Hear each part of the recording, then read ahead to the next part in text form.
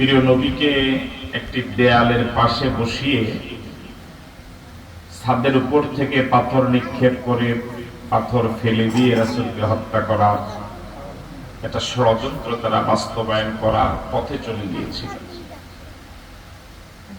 সে পরিপ্রেক্ষিতে রাসূল করিম সাল্লাল্লাহু আলাইহি ওয়াসাল্লাম 10 দিনের সময় দিয়েছিলেন তাদেরকে এলাকা ছেড়ে চলে যাওয়ার জন্য। চলে যাওয়ার ব্যাপারে তারা সিদ্ধান্ত নিয়েছিল, কিন্তু মুনাফিকদের প্ররোচনায়, মুনাফিকদের উৎসাহে তারা আবার থেকে যাওয়ার সিদ্ধান্ত নিল। শেষ পর্যন্ত রাসূল সাহাবায়ে কেরাম সহ এলাকা ঘেরাও করলেন। তারা চলে যেতে বাধ্য হলো। মুনাফিকরা তাদের ওয়াদা রাখলো না, তাদেরকে সহযোগিতার হাত বাড়ালো না। যুগে যুগে মুনাফিকদের চরিত্র এটাই। আমরা গতকালকে প্রথম আয়াতের বিষয়ে কথা বলতেছিলাম। তাম সৃষ্টি জগতে যা আছে আকাশে, যা আছে জমি, সব কিছু মাখলুক, সব কিছু সৃষ্টি। এই সব সৃষ্টির স্রষ্টা মাত্র একজন, তিনি কে? স্রষ্টা, এটা বাংলা, এর আরবি হলো খালেক। আর সৃষ্টি, এটা বাংলা, এর আরবি হলো মাখলুক। তো স্রষ্টা কয়জন? বলেই আজকে অনেক যুবক আছে, কিন্তু আওয়াজ তো একদম বুড়ার মতো। স্রষ্টা কয়জন? তিনি ছাড়া আর যা আছে সব মাখলুক। সব কি? এবার বলুন, খালেক কয়জন? একজন। আর বাকি সব মাখলুক। স্রষ্টা কয়জন? আর বাকি সব সৃষ্টি। এই সৃষ্টি যা আছে, যা আছে আকাশে, যা আছে জমিনে, সব কিছু আল্লাহর তাসবিহ পড়ে, তার গুণগান গায়।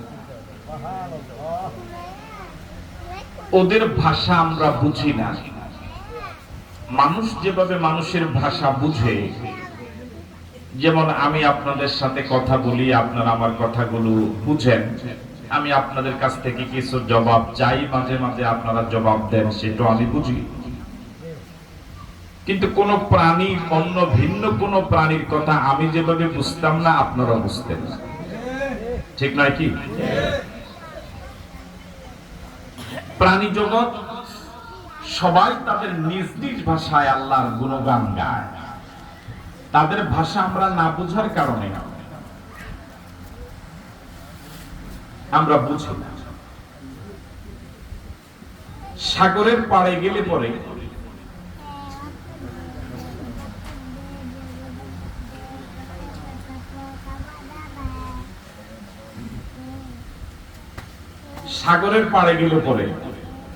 আমরা শুধু কি বলে এটাকে, ঢেউয়ের কলতান শুনি, আওয়াজ শুনি। কিন্তু এই আওয়াজ, এর ব্যাখ্যা বিস্তৃত আমরা কিছুই জানি না। সাগরের ঢেউ তার এই আওয়াজ দিয়ে শুধু আল্লাহরই গুণগান গায়। পাখি আকাশে হয়তো কুহু কুহু বলে ডাকে, আমরা দুনিয়ার জমিন থেকে শুধু কুহু কুহুই শুনি। সে হয়তো ডাকে আল্লাহু আল্লাহ। ঠিক এভাবে পৃথিবীর প্রতিটি প্রাণী, প্রতিটি মাখলুক গুণগান গায় কার? আল্লাহ। শুধু নাফরমানি করে মানুষ না বলে এভাবে বলেন যে আমরা। শুধু নাফরমানি করে কারা?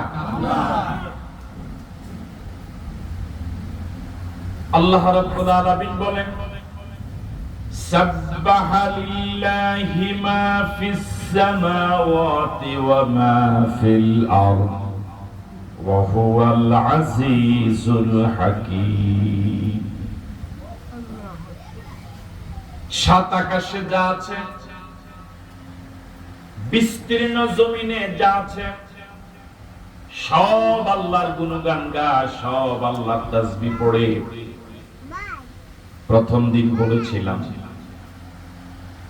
বিজ্ঞানীদের ভাষায় আকাশ শুধু বলে দুনিয়ার জমিন থেকে মানুষ যতদূর মহাশূন্য দেখে, এই খালি জায়গাটাকে বিজ্ঞানীরা আকাশ বলে। কিন্তু শরীয়তের পরিভাষায় এটাও আকাশ। আর এই মহাশূন্যের উপরে 7 আকাশ রয়েছে, যেগুলো কঠিন পদার্থের। এক আকাশ থেকে আরেক আকাশ 500 বছরের রাস্তা, ওগুলোই মূল আকাশ। গ্রহ নক্ষত্র চন্দ্র সূর্য যা আমরা দেখি, যা আমরা দেখি না, সবগুলো প্রথম আকাশের নিচে মহাশূন্যে ঘুরে। আজ পর্যন্ত এই মহাশূন্যে ঘূর্ণয়মান কোন গ্রহ উপগ্রহ একটার সাথে আরেকটার ধাক্কা লাগলো না। আইন মানে কার? আরো জোরে বলেন কার? এরপর আল্লাহ রাব্বুল আলামিন বলেন হুয়াল আজিজুল হাকীম। কেন তার গুণগান গাবে না তামাম মাখলুকাত, তামাম সৃষ্টি জগৎ কেন তার গুণগান গায়? এই জন্য তার গুণগান গায় যেহেতু তিনি পরাক্রমশালী, তিনি হলেন মহাজ্ঞানী। আল্লাহু আকবার। আপনি কাউকে সম্মান করতে হলে তার সম্মান পাওয়ার যোগ্যতা তো তার থাকা লাগবে, ঠিক নাকি? কাউকে আপনি অনার করবেন, সম্মান করবেন, তার কথা মেনে চলবেন, এই মেনে চলার জন্য অতটুকু যোগ্যতা তার থাকা লাগবে। মানুষ কোন অপদার্থকে মেনে চলে না, মানুষ কোন অযোগ্যকে সম্মান করে না। যদিও এখন শুরু হয়েছে, এখন তো অযোগ্য যে যত বেশি তার দাপট তত।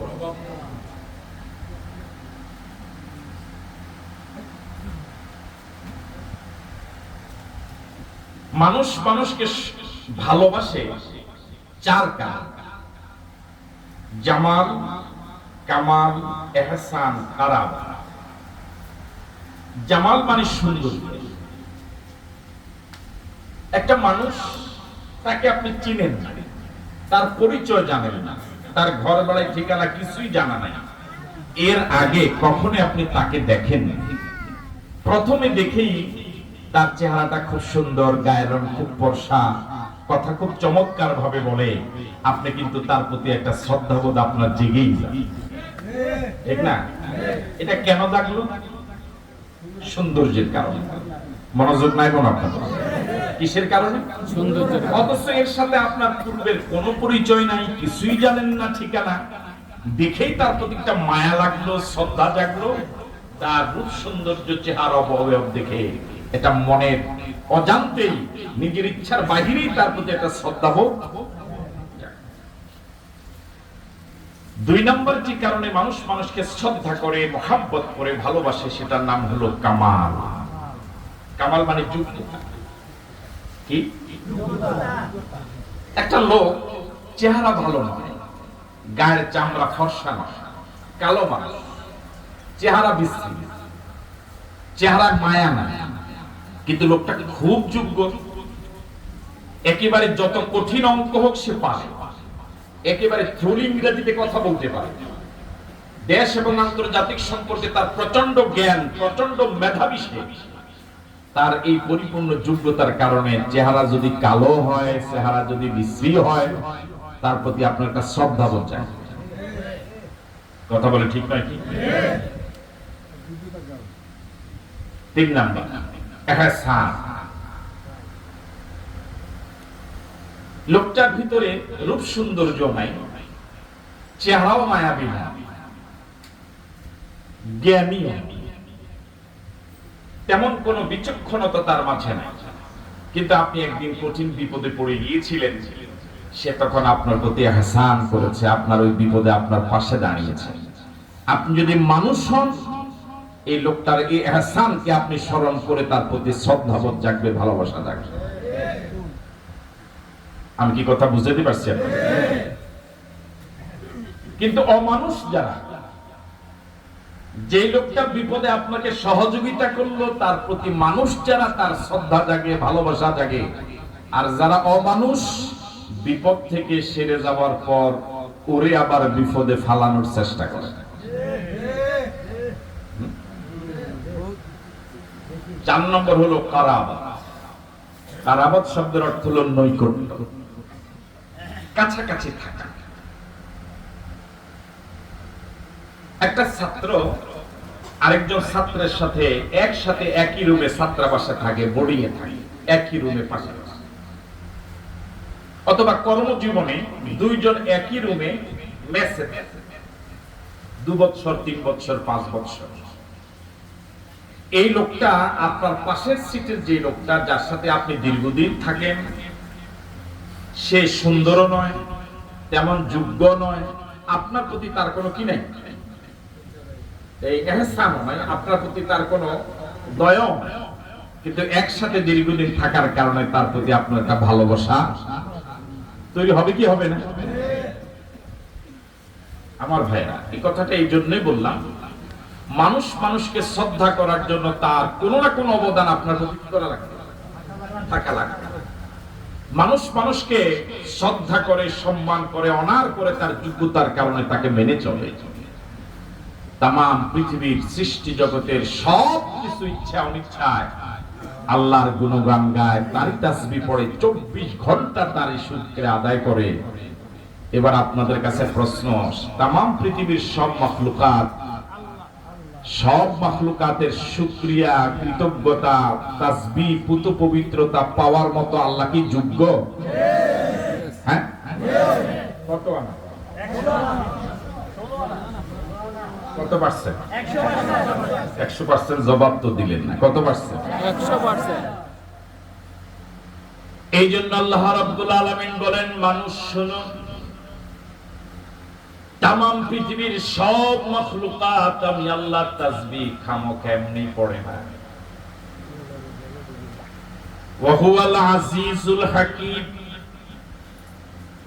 আল্লাহর তাসবিহ পড়ে তামাম মাখলুকাতের সবাই, এই জন্যই তাসবিহ পড়ে ওয়া হুয়াল আজিজ, তিনি পরাক্রমশালী। সব মাখলুকাতের তাসবিহ পাওয়ার তিনি একমাত্র উপযোগী। তিনি ছাড়া তামাম মাখলুকাতের তাসবিহ পাওয়ার, প্রশংসা পাওয়ার বিকল্প দ্বিতীয় আর কেউ নাই। সুবহানাল্লাহ। ওয়া হুয়াল আজিজ, ওয়া হুয়াল আজিজ, তিনি পরাক্রমশালী, সব ক্ষমতার একচ্ছত্র অধিপতি তিনি। তার বিকল্প কেউ নাই, তার দ্বিতীয় কেউ নাই, তিনি অদ্বিতীয়। সব ক্ষমতার মালিক কে? আরো জোরে বলেন কে? আল্লাহ। আন্নাল কুওয়াতা লিল্লাহি জামিআ, আন্নাল কুওয়াতা লিল্লাহি জামিআ, আন্নাল কুওয়াতা লিল্লাহি জামিআ। সব ক্ষমতার একমাত্র মালিক, শুধুমাত্র মালিক, কেবলমাত্র মালিক আল্লাহ। ওয়া হুয়াল আজিজ, যিনি পরাক্রমশালী, একচ্ছত্র ক্ষমতার অধিপতি। কিন্তু মানুষ, দুনিয়ার মানুষের চরিত্র হলো এরকম, আয়াতের শুরুতে যে সবাই আল্লাহ তাসবিহ পড়ে, সবাই আল্লাহকে একচ্ছত্র ক্ষমতার অধিপতি মনে করে, আজিজ মনে করে, যে মানুষেরা আল্লাহর প্রশংসা করে না, গুণকীর্তন গায় না, ওরা কিন্তু একচ্ছত্র ক্ষমতার অধিপতি আল্লাহকেও মনে করে না, বরং নিজেকেই ক্ষমতাধর মনে করে।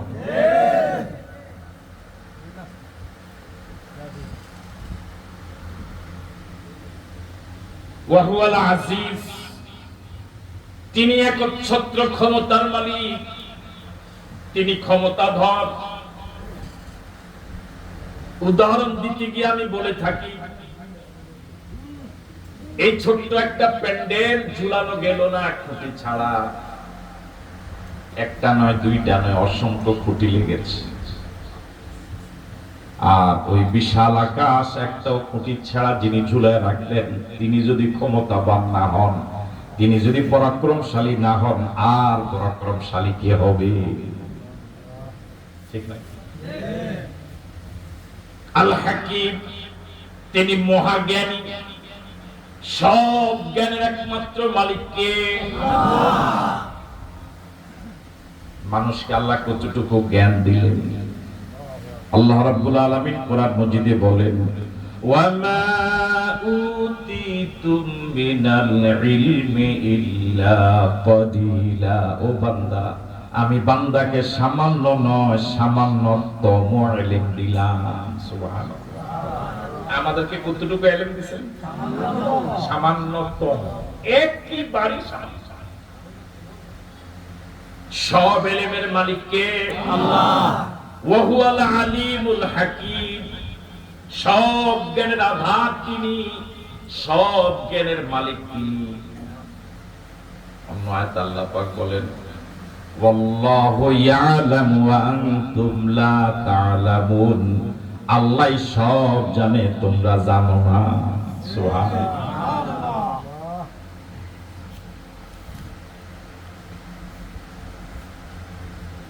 এবার আল্লাহ রাব্বুল আলামিন বলেন, হুয়াল্লাযী আখরাজাল্লাযীনা কাফারু মিন আহলিল কিতাবি মিন আহলিল কিতাবি মিন দিয়ারিহিম লিআওয়ালিল হাশর। এই সূরার নাম কি? সবাই বলেন। হাশর। যে হাশর শব্দটা আর কি কখনো শুনছেন? বাংলায় কি হাশর শব্দটা ব্যবহার হয়? কথা কয় না? ধরুন আপনি বাজারে গেলেন, প্রচন্ড ভিড়, বাসে উঠতেছিলেন, প্রচন্ড জ্যাম, আধা ঘন্টা আটকে ছিলেন, 1 ঘন্টা 2 ঘন্টা। বাস স্টেশনে আপনি গিয়ে 2 ঘন্টা পর্যন্ত অপেক্ষা করে এরপরে বাসে উঠলেন খুব কষ্ট করে। এই যে সকাল থেকে সন্ধ্যা পর্যন্ত আপনার বাস স্টেশনে বাসে উঠা, বাজার করা, এই যে ঝামেলাগুলি, এই সবগুলোর বিবরণ আপনি ঘরে আইসে আপনার ওয়াইফের কাছে কিভাবে দিবেন? আজকে একটা হাসর হয়েছে। হ্যাঁ, বুঝলেন আমার কথা? আজকে সকাল থেকে সন্ধ্যা পর্যন্ত এই যে বাজারে, হাটে, বাস স্টেশনে বাসে উঠা, এই ঝামেলা যা গেল আপনার শরীরের উপর দিয়া, এই টোটাল এই কথাটাকে আপনি এসে কি বলবেন? আজকে একটা হাসর হয়েছে। তাহলে হাসর শব্দটা বাংলায় কি হয়? ব্যবহার হয়। আল্লাহ রাব্বুল আলামিন মানুষের মৃত্যুর পরে সবাই যখন মৃত্যুবরণ করবে, পৃথিবী যখন ধ্বংস হয়ে যাবে, আবার সবাইকে যে ময়দানে উঠাবেন, এটাকে কি বলে? হাসর। কি বলে? হাসর শব্দের এক অর্থ হলো একত্রিত করা। কি করা? হযরত আদম আলাইহিস সালাম থেকে শুরু করে পৃথিবীর সর্বশেষ মানুষ পর্যন্ত সবাইকে রব্বুল আলামিন যে ময়দানে উঠাবেন, ওই ময়দানের মানুষের পায়ের নিচের জমিনটা তামা হয়ে যাবে, মানুষগুলো সব উলঙ্গ হবে, মানুষের মাথার উপরে সূর্য এসে যাবে, সূর্যের সবগুলো মুখ জমিনের দিকে দেওয়া হবে, কারো পরনে কোনো বস্ত্র থাকবে না, প্রতিটি মানুষের জন্য অতটুকু জায়গায় বরাদ্দ থাকবে, যতটুকু জায়গায় সে দাঁড়িয়ে আছে এদিক সেদিক ঘুরবার কোনো সুযোগ। এভাবে একদিন নয়, 2 দিন নয়, দুনিয়ার হিসেবে নয়, আখিরাতের হিসেবে 50,000 বছর পর্যন্ত মানুষগুলো দাঁড়িয়ে থাকবে। এই টোটালি ব্যবস্থাপনা, এই ময়দান, এই দাঁড়ানো, এই সকলকে একত্রিত করার, এটাকে বলা হয় হাসরের ময়দান। হাসরের ময়দান এটা হলো সচিত্র একটা প্রতিবেদন। ঠিক আছে কথা? সবাইকে কি করা? একত্রিত করা। আল্লাহ রাব্বুল আলামিনের হাবিব, তাকে যখন হত্যার পরিকল্পনা নিয়ে একটি দেয়ালের পাশে তারা বসালো, ছাদের উপর উঠে পাথর ফেলে দিবে পরিকল্পনা নিল, রাসূল কি সেখানে বসেছিলেন না উঠে আসছিলেন? কথা বলে না কেন? নিজে জেনে জেনে না কারো মাধ্যমে জেনে? হ্যাঁ, কে জানাইছিলেন? আল্লাহ জানাইছিলেন। কার মাধ্যমে? না নিজে জানছিলেন? ভালো করে শুনেন, যদি নিজে জানতেন তাহলে তো জায়গায় বসতই। হ্যাঁ, যদি নিজে জানতেন তাহলে রাসূল যখন তাদের এলাকায় তাদের কাছ থেকে টাকা কালেকশনের জন্য রওনা হয়েছিলেন, তখনই তো তাদেরকে বলে দিতেন যে তোরা কিন্তু এরকম একটা পরিকল্পনা করবি, এটি বাদ দিয়া। তাহলে কেউ জানানো ছাড়া যেটা জানে এটার নাম গায়েব। এটার নাম কি? আর কেউ জানাইয়া দিলে যেটা জানে এটার নাম কি নয়? আপনাদের মনে যোগ নাই। কেউ আপনাকে জানাইয়া দিলে, জানাইয়া দেওয়ার পরে আপনি যেটা জানলেন এটার নাম গায়েব। গায়েব কোনটা? কেউ জানালো না, কেউ জানানো ছাড়া নিজেই জানেন, এটার নাম কি? আমার বাম পাশে যিনি বসা মাওলানা মিজানুর রহমান, উনি আজকে সকাল বেলায় কি খেয়েছিলেন এটা আপনারা কেউ জানেন? হ্যাঁ, এটা মুক্তার সাহেব, মুক্তার নিয়ে আপনি না বিয়ে সাদের মুক্তারি করে তো উনি আপনাকে জানাইয়া দিলেন যে সকালবেলা মাওলানা মিজান সাহেব এই মেনুতে খেয়েছেন। এখন উনি জানানোর কারণে আপনি জানলেন, এটার নাম গায়েব। আপনাকে তো আরেকজনে জানাই, আর কেউ জানালো না, আপনি এখানে বসে বলতে পারছেন যে হ্যাঁ আমি অনেক জায়গায় গেলেন, এটা খেলেন, এই করেছেন, ওই করেছেন, কেউ জানালো না, কোনো মাধ্যম ছাড়া, এটার নাম গায়েব। ঠিক আছে কথা? কেউ জানানো ছাড়া যিনি জানেন তিনি কে? তাহলে গায়েবের একমাত্র মালিক আল্লাহকে কেউ জানানো লাগে না, আর বাকি কেউ জানানো ছাড়া বলতে পারে না। আমি কি কথা বুঝতে পারলাম? আল্লাহকে আল্লাহ জানার জন্য কারো মাধ্যম নেওয়ার প্রয়োজন না, কারো জানানো ছাড়াই যিনি জানেন তিনি হলেন কে? আল্লাহ। আর এটার নাম হলো গায়েব। তাহলে গায়েবের মালিক কে? আল্লাহ। ঝামেলা নাই তো আপনাদের? তাহলে জানানো ছাড়া যিনি জানেন তিনি হলেন আল্লাহ, আর বাকি সকলেই আল্লাহ পাক জানানো ছাড়া কেউ।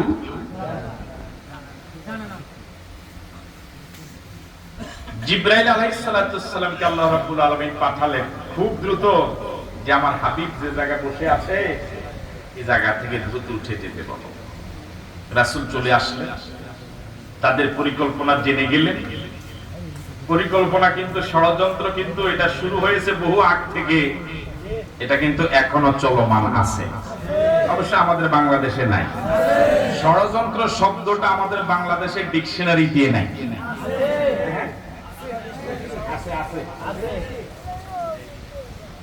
বরং আমার কাছে মনে হয় বাংলাদেশের ষড়যন্ত্র এটা একেবারে হৃষ্টপুষ্ট হয়ে আছে।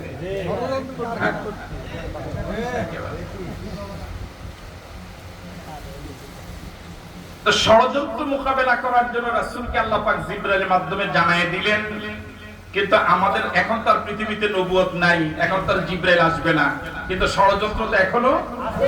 তাহলে এখন কি করা লাগবে? সচেতন থাকা লাগবে। যখনই ষড়যন্ত্র জানবেন তখনই সচেতন হবেন। রাসূল এসে সিদ্ধান্ত দিলেন 10 দিনের সময়। কয়দিন? 10 দিনের ভিতরে এলাকা কি করা লাগবে? অলিফুল। আমি তো অলিফুলই বলছি না, অলিফুল একা শেষবাড়ি জি। তাহলে যে 10 দিনের ভিতরে কোন জায়গা ছাড়া লাগবে? যদি 10 দিনের ভিতরে না ছাড়ো তাহলে কেমনে ছাড়ার লাগে? এবার আপনাদের কাছে প্রশ্ন, রাসূল যে সিদ্ধান্তটা দিয়ে দিলেন যে এই এলাকা ছেড়ে চলে যাওয়া লাগবে, কোন জায়গা যাবা আমার জানা দরকার নেই, কিন্তু এলাকা থাকতে পারবা না, এই রায়টা কত পার্সেন্ট সঠিক? 100%। কথা বলেন না কত আনা সঠিক? কেন? যারা আল্লাহর নবীকে হত্যা করতে পরিকল্পনা নেয় তারা শুধু এলাকা না পৃথিবীতে থাকার অধিকার রাখে। অপরাধটা ছোট না বড়? আল্লাহর নবীকে হত্যা যারা করার পরিকল্পনা নেয় তারা শুধু এই এলাকা নয়, আল্লাহর জমিনে থাকার অধিকার তাদের নাই। তবু রাসূল এতটুকু সুযোগ দিছে, আর কেন জায়গা?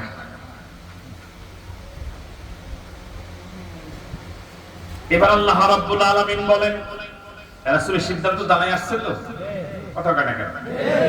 হুয়াল্লাযী, তিনি সে আল্লাহ, আল্লাযী আখরাজাল্লাযীনা কাফারু মিন আহলিল কিতাব, যে আল্লাহ আহলে কিতাবের মাঝে যারা কাফের তাদেরকে বের করে দিয়েছিলেন। আখরাজা, বের করে দিয়েছিলেন।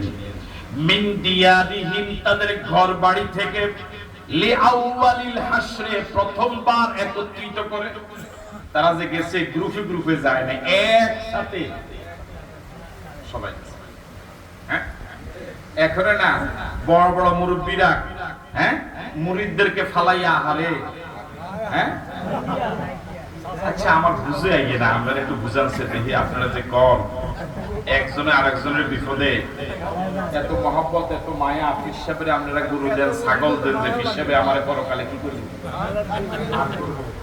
আপনারা নেতার পিছনে ঘুরেন যে নেতা আপনাদের সহযোগিতা করব।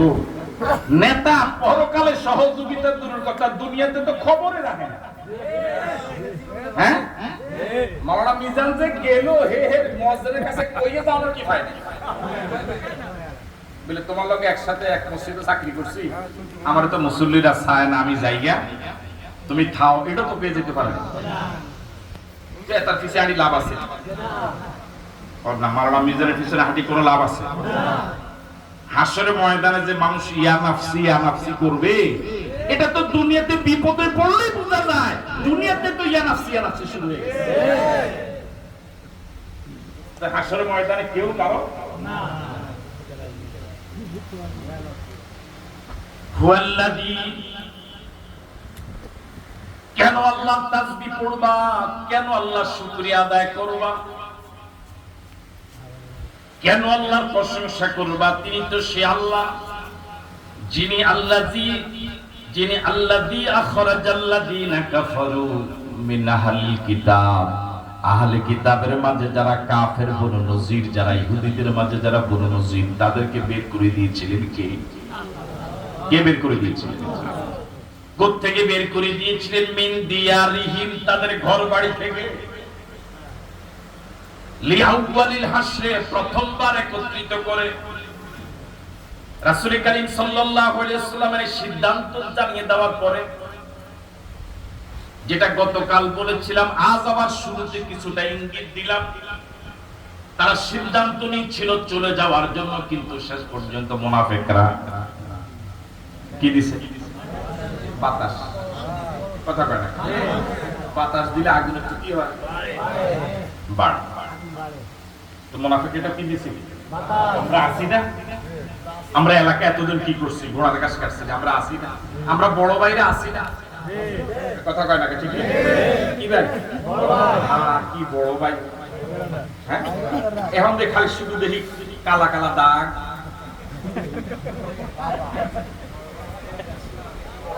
আমার ভাইয়েরা,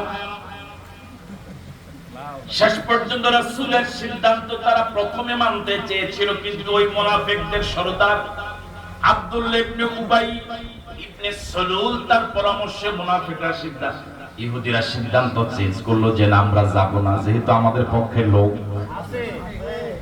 কিন্তু রাসূল 10 দিনের মাথায় তাদের এলাকা ঘেরাও করলেন।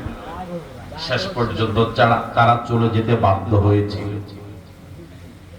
মুনাফিকরা তখন আর পাশে দাঁড়ায় নাই। এই বনু নজির গোত্রের ইহুদিরা দুই এলাকায় গিয়েছিল। এই মদিনা ছেড়ে একদল গিয়েছিল সিরিয়ায়, আরেক দল গিয়েছিল খায়বরে। কোন জায়গায়? তাহলে এখানে যে কয়েক হাজার ছিল, সবাই এই মদিনার এই বনু নজির গোত্রের এই জনপদ ছেড়ে রাসূল এবং সাহাবায়ে কেরামের প্রতিরোধের মুখে নিজের ঘর বাড়ি বানানো সুন্দর ঘর বাড়ি ছেড়ে সব চলে গিয়েছিল। কেউ সিরিয়ায়, কেউ কোথায়? কথা বলে না কেন? খায়বর। দুইটা জায়গা, একটা হলো খায়বর আর একটা হলো সিরিয়া। সিরিয়া তো এখন একটা দেশই আছে। সিরিয়া নামে এখন এই ইহুদিরা এই সর্বপ্রথম নিজের দেশ ত্যাগ করতে বাধ্য হয়। এই জন্য এটাকে আল্লাহ পাক বলেছেন লিআউয়ালিল হাসরে, প্রথমবার একত্রিত করে তাদেরকে বিতাড়িত করা হয়েছে। আল্লাহ পাক বের করে দিয়েছিলেন। আর হযরত ওমর রাদিয়াল্লাহু তাআলা আনহুর আমলে এই ইহুদিদেরকে আবার সংঘবদ্ধ প্রতিরোধের মুখে খায়বর থেকে আবার সব সিরিয়া পাঠাই দিয়েছিল। ওটা হলো দ্বিতীয়বার। এটা ওটা হলো প্রথম স্বাধীনতা, আর এটা হলো দ্বিতীয় স্বাধীনতা। ওরা কথা কানে কাছে, তাহলে প্রথম স্বাধীনতা হলো এটা, মদিনা থেকে সব বের করে দিয়েছিল। কেউ গেছে কোথায়? সিরিয়া। কেউ গিয়েছে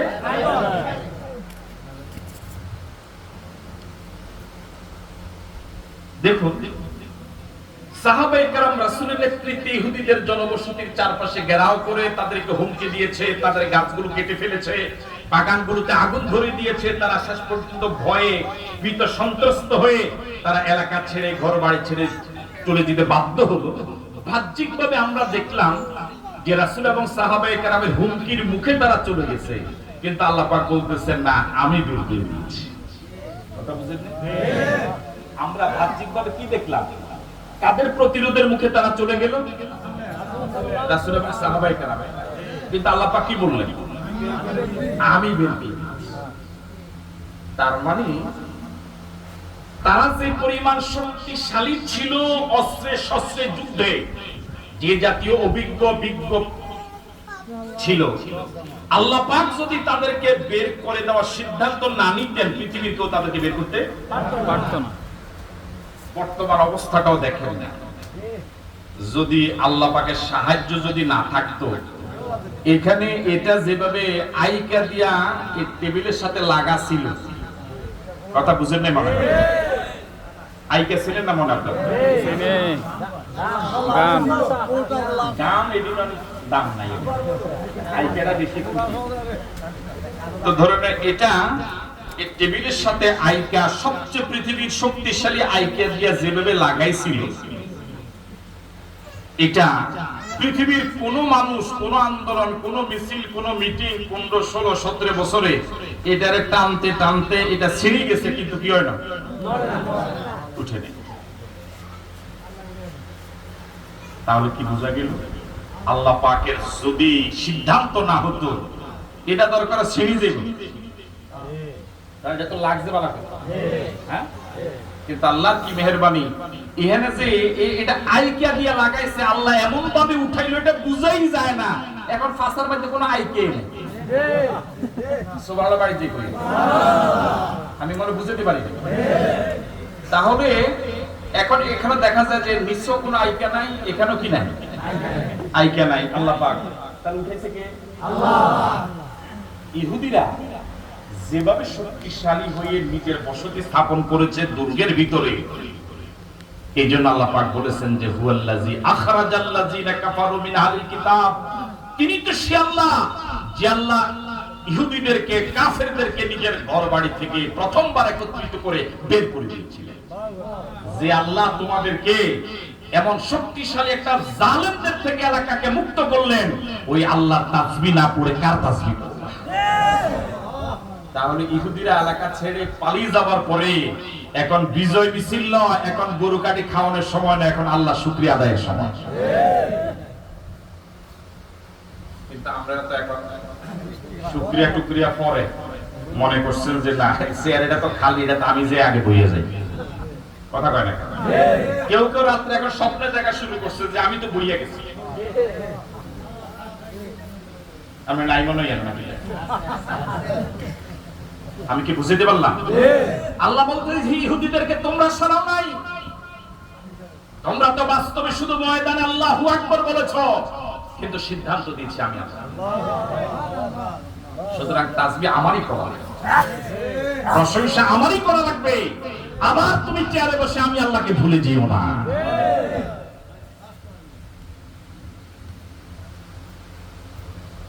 আসলে কপালটাই আমাদের এমন, কপালটাই আমাদের এমন। আল্লাহ এই দেশকে তুমি সন্ত্রাস মুক্ত, চাঁদাবাজ মুক্ত করে দাও।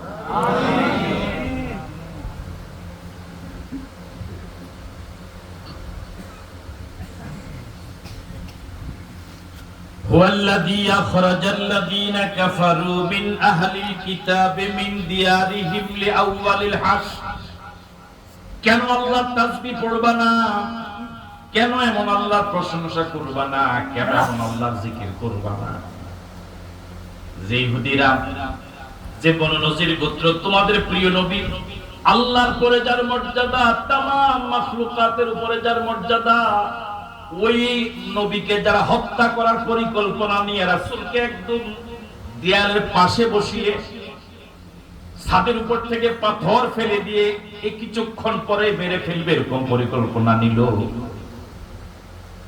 ওই আল্লাহ ওই জালেমদেরকে, ষড়যন্ত্রকারীদেরকে শুধু শাস্তি দেন নাই, একদম নিজের ঘর বাড়ি থেকে এলাকা ছেড়ে অন্য জায়গায় চলে যেতে বাধ্য করলেন।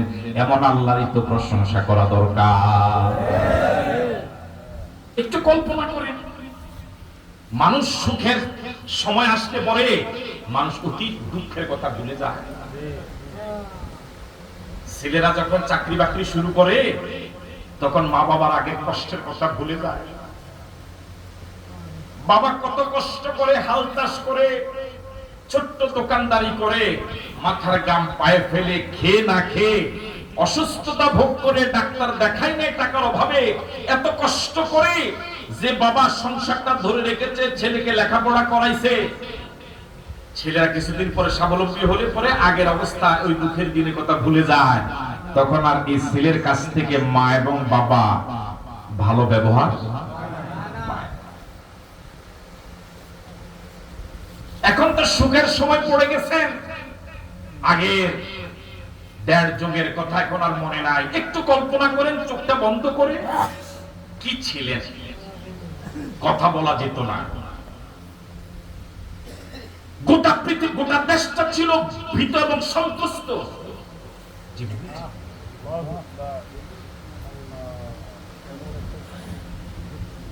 এখন এই সুখের অবস্থা পড়ে যদি আগের দুঃখের অবস্থা ভুলে যান, তাহলে দেখবেন আপনারা আবার আরো বড় মাত্রা হয়ে যাবেন।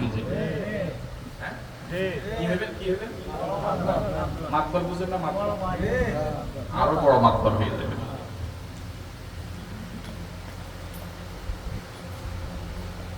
হুয়াল্লাযী আখরাজাল্লাযীনা কাফারু, তিনি তো সে আল্লাহ।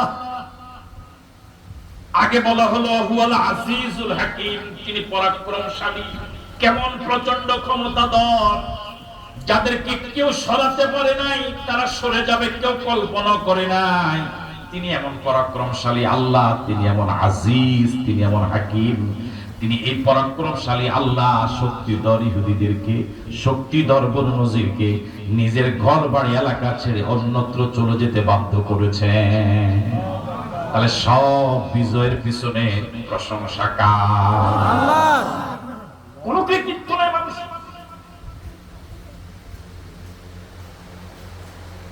যদি আপনার কৃতিত্ব থাকতো তাহলে আপনি এতদিন পারেন নাই কেন? কথা কয় না? আপনি তো আগেও ছিলেন, হ্যাঁ? আবার আপনি যদি বলেন এখন দিল, আল্লাহ যখন সিদ্ধান্ত হয়েছে তখনই আল্লাহ, আল্লাহ তারা আমার কথা মতো চলে। আল্লাহ, আপনারা তো আগেও ছিলেন, 18 কোটি তো আগেও ছিল, আগে হয় না কেন? আল্লাহ দেয় না।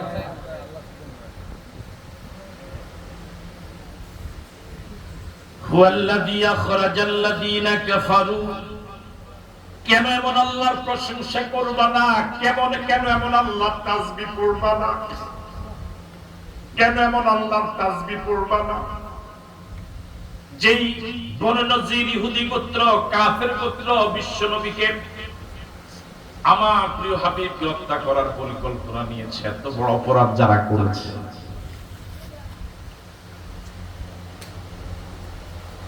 তাদেরকে ওই আল্লাহ নিজের ঘর বাড়ি থেকে সবাইকে একত্রিত করে বের করে দিলেন।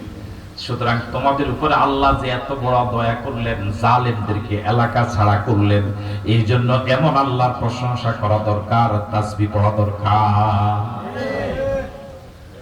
তাহলে অহংকার করব না, শুকরিয়া আদায় করবো কার? আল্লাহর। মা জানানতুম আন ইয়াখরুজু, মনোযোগ আছে আপনাদের? এবার আল্লাহ পাক যে বনু নজির পুত্রকে এলাকা ছাড়া করলেন, তাদের শক্তি, তাদের ক্ষমতা, তাদের দাপট, তাদের অস্ত্র, তাদের শক্তিমত্তার একটা বর্ণনা দিলেন। এই যারা শক্তি, ক্ষমতায়, অর্থে, অস্ত্রে, জনবলে এমন শক্তিশালী ছিল, পৃথিবীর কেউ কল্পনা করে নাই যে এগুলো দেশ ছাড়বো। কথা কয় না?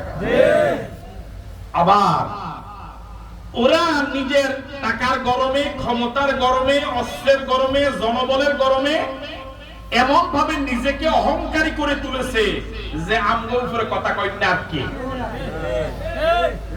আমগরে এলাকা থেকে দূরে তাড়াই দেওয়া তো দূরের কথা, আমগো চোখের দিকে চাই কথা কয় না তো নাই। তাহলে আল্লাহ পাক কি বলেন? মা জানান্তুম, ও মুসলমানেরা, ও নবীর সাথীরা, তোমরা কোনদিন ধারণা করো নাই আইয়া খরুজু, যে তারা বের হয়ে যাবে। তোমরা একটা হুমকিতে ধমকিতে তোমরা বনু নজির গোত্রের চারপাশে শুধু একটা মিছিল করেছো, একটা হুঙ্কার দিয়েছো, একটা আল্লাহু আকবার বলে ডাক দিয়েছো, তাদেরকে কি বলে একটা থ্রেট দিয়েছো। তোমাদের এই থ্রেটে তারা চলে যাবে, তোমরা এটা কল্পনাও আসলে নামলেই গুলি, কল্পনা করে নাই। হ্যাঁ, আল্লাহ রাব্বুল আলামিন বলেন মা জানান্তুম, ও নবীর সাথীরা, তোমরা ধারণা করো নাই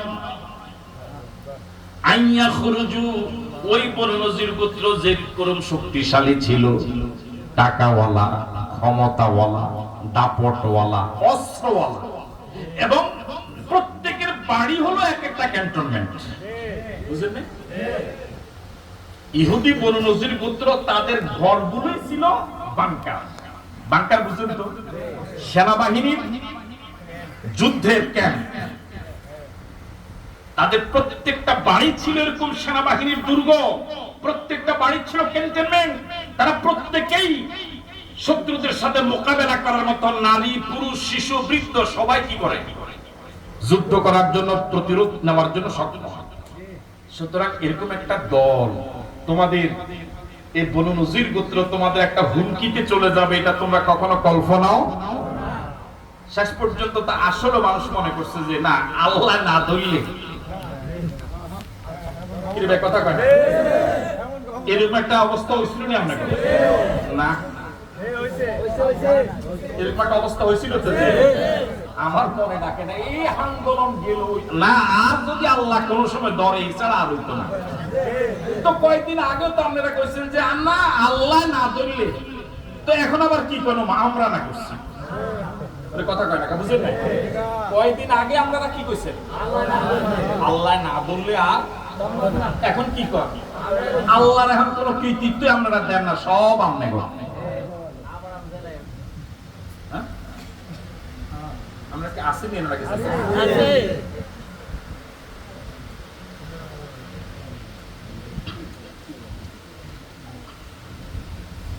মা জানান্তুম আইয়া খরুজু, ও ইমানদারেরা, তোমরা ধারণা করো না আইয়া খরুজু, যে তারা তোমাদের মিছিলে কি হয়ে যাবে? পালিয়ে যাবে, বের হয়ে যাবে। তারা বনু নজির গোত্র নিজের এলাকা ছেড়ে এভাবে চলে যাবে, এটা তোমরা ধারণাও। তাহলে বাইর করছে কি? খুব আস্তে কর, আরো জোরে বলে। এখন আল্লাহ তাসবিহ না পড়ে, প্রশংসা না করে কার প্রশংসা করে? এখন কইতে আছেন অমুক দেশ তো যদি ভিডিওটা না ফাটাইতো।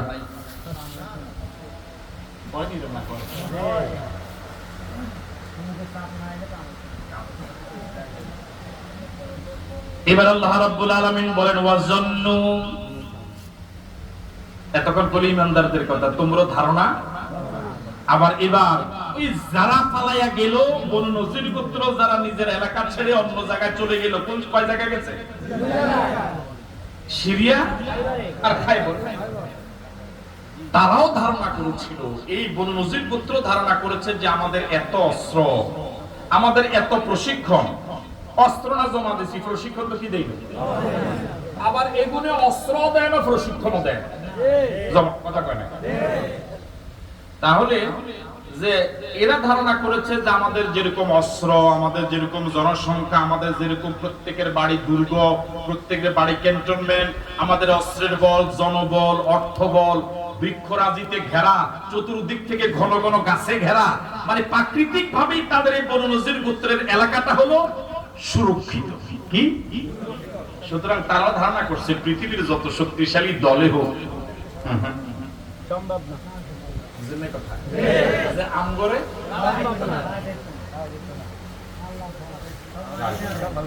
এই জন্য আল্লাহ রাব্বুল আলামিন বলেন ওয়াজ্জান্নু, ওই বনু নজির গোত্র ধারণা করেছিল আল্লাহুম মানিআতুহুম হুসুনুহুম মিনাল্লাহ, তাদের দুর্গগুলো আল্লাহর আযাব থেকে তাদেরকে বাঁচাবে। তাদের ধারণা ছিল যেরকম অস্ত্রের প্রশিক্ষণ আমগো আছে কাছে কেউ আসবে না। যত বিপদ আসুক আমরাই 100। কত? ওয়াজ্জান্নু, বনু নজির গোত্র নিজেরাও ধারণা করেছিল আন্নাহুম মানিআতুহুম হুসুনুহুম, তাদেরকে রক্ষা করবে, হেফাজত করবে, নিরাপদ রাখবে তাদের দুর্গগুলো, তাদের প্রশিক্ষণ, তাদের অস্ত্র, তাদের জনবল, তাদের অর্থবল, তাদের এই প্রশিক্ষণগুলো, তাদের দুর্গগুলো তাদেরকে নিরাপদ রাখবে মিনাল্লাহ আয় মিন আযাবিল্লাহ, আল্লাহর আযাব থেকে। তাহলে ইমানদারও ধারণা করছে এগুলো যাইতো না, আর এগুলো ধারণা করছে আমগুলো কেউ সরাইতে গেছেনি, সরাইছেনি। ক্ষমতা কার? আল্লাহ। ওয়াহুয়াল আজিজ, তিনি প্রচন্ড ক্ষমতাধর।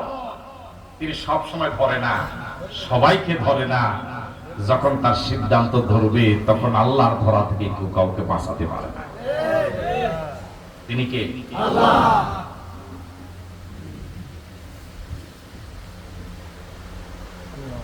এবার আল্লাহ রাব্বুল আলামিন বলেন ফাআতাহুমুল্লাহু মিন হাইসু লাম ইয়াহতাসিবু। অনুবাদ শোনার আগে বলেন আল্লাহু আকবার। আল্লাহ রাব্বুল আলামিন বলেন ফাআতাহুমুল্লাহু মিন হাইসু লাম ইয়াহতাসিবু। সাহাবায়ে কেরাম চতুর্দিক থেকে ঘেরাও করে আছেন। যাদেরকে ঘেরাও করে আছেন তারা এই ঘেরাওতে, এই মিছিলে, এই আন্দোলনে এই এলাকা ছেড়ে চলে যাবে এটা তারা ধারণা করে না। আর যারা ঘেরাও অবস্থায় আছে তারা মনে করেছে চারদিকে যতই ঘেরাও করুক আমাদের এই দুর্গগুলো আমাদেরকে বাঁচাবে। আল্লাহ পাক বলেন ঠিক এমন অবস্থায় ফাআতাহুমুল্লাহু মিন হাইসু লাম ইয়াহতাসিবু, আল্লাহর আযাব এবং গজব, আল্লাহর সিদ্ধান্ত এমন চতুর্দিক থেকে আসা শুরু করেছে তারা ধারণা করে নাই এই দিক থেকে যে এই মাইর আসবে। এমন জায়গা থেকে এমন মাইর আসছে কল্পনাও করে নাই। ছোট্ট ছোট্ট বাচ্চারা পানি খাওয়াইবো, মহিলারা বিল্ডিং থেকে কাপড় চোপড় ফালাইবো যে টিয়ার গ্যাস থেকে বাঁচার জন্য। চতুর্দিক থেকে এভাবে ভিমরুলের মতো মানুষ সাহায্যের জন্য রাজপথে লাখ লাখ কোটি কোটি নেমে যাবে তারা ধারণাও করে।